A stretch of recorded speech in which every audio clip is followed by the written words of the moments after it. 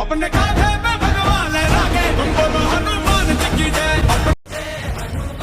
राम जी की जय, हनुमान जी की जय। एक खेसारी लाल यादव का गाना आया, जो कि गाना लगता है ना यार, उसके सामने सब फेल है।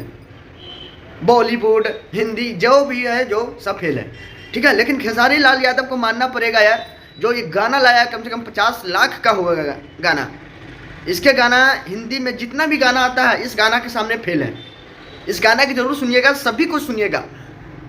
ये जानते हैं, ये फिल्म का गाना है यार, रंग दे बसंती, ये फिल्म का नाम है। उसी फिल्म में ये गाना आया है, उसी फिल्म में ये गाना रहेगा।